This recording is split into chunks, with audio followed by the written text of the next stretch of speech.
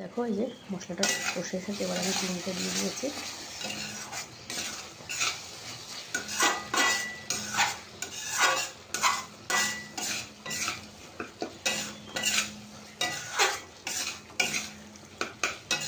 যেহেতু আজকে অনেক পটল, এই জন্য মশলাটা একটু বেশি লাগবেই। তাহলে এবার পটল দেওয়ার পালা। 2 3 4 5 6 7 8 9 10 11 12 13 14 15 16 17 18 19 20 21 22 23টা বন্ধুরা।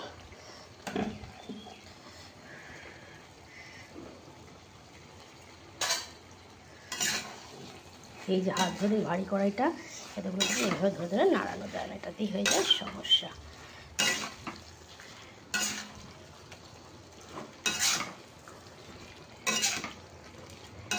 দেখতে পাচ্ছ, পটলগুলোর মধ্যে সব মশলার গন্ধটা দিয়ে দেবো, তারপরে আলু দেবো, একটু জল দেবো, নামিয়ে দেবো, গরম মশলা দিয়ে ঢেকে রাখবো।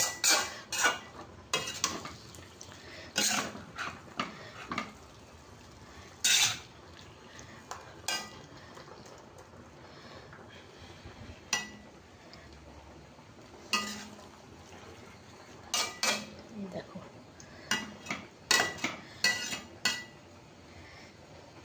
এই যে তেলটা নামানোর পরে যে পটল ভাজার তেল, এটা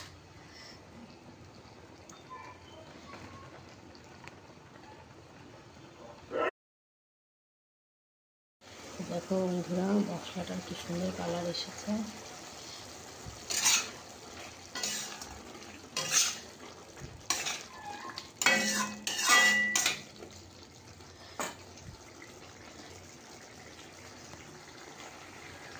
এই যে শেষ ছিল সুন্দর কড়াই, ঢাকনাটা আরও সুন্দর।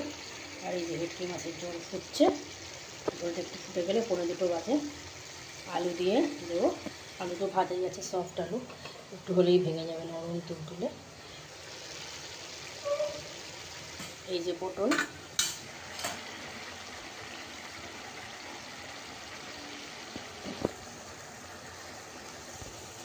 পটল ভেজে লবণ হলুদ মাখিয়ে পটল ভেজে তুলে রেখেছি, আলুও লবণ হলুদ মাখিয়ে ভেজে তুলে রেখেছি। এই যে চিংড়ি মাছ কটা ভেজে রেখে দিয়েছি। এবার তেল আরও তুলে, এই দেখো ছোট্ট একটা বাটিতে আমি তেল তুলে রেখে দিয়েছি। তারপরে মাছটাও ভেজে নিয়েছিলাম এই কড়াইটাতে, মাছটা ওই কড়াইতে পরে ট্রান্সফার করে দিলাম, ওটাতে ঝোল দিয়ে